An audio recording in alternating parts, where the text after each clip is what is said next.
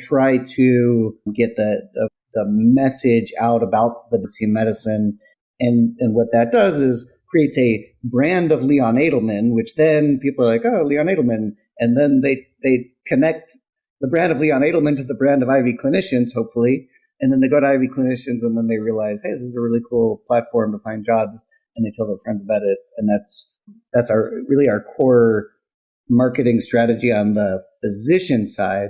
We've also done things like send an Ivy branded chocolate bar to every emergency medicine resident in the United States. We did that, and it seemed to work. There are companies that do that for like $3 a chocolate bar, so that was cool.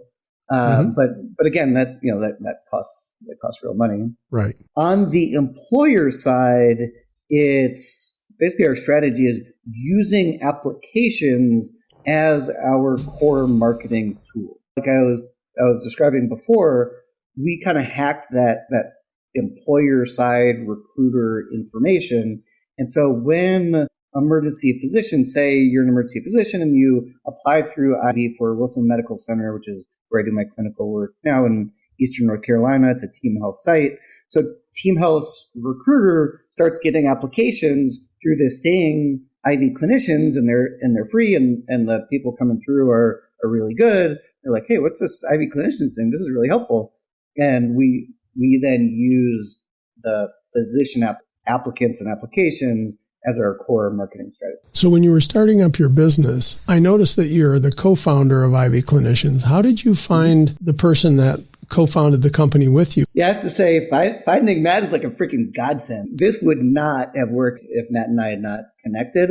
So one of the funny stories in getting this started was I had this idea. I wrote our 25-page business plan that has very little to do with what we are doing now, because all business plans change a lot once you actually start implementing it.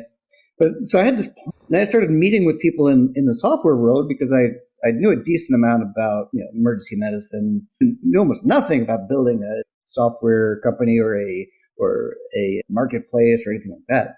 So I started meeting with everybody that I could in the Raleigh-Durham area. And one of the pieces of advice that I got was, so I was at lunch with this guy who'd sold his HR tech company, and he says, make sure not to bring in an old chief technology officer.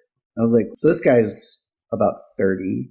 I was like, what do you mean by old? And he says, like, I don't know, 40? And here I am, 42 years old. And I'm like, we definitely have different ideas of what old means. And the reason that he was saying that was a company like what I was trying to create really can't afford a successful 40-year-old software engineer, right? And so if you hire a 40-year-old who's willing to work with me, they're going to be an unsuccessful 40-year-old. You don't want an unsuccessful 40-year-old. You want a yet-to-be discovered 25-year-old who is looking to build their second companies.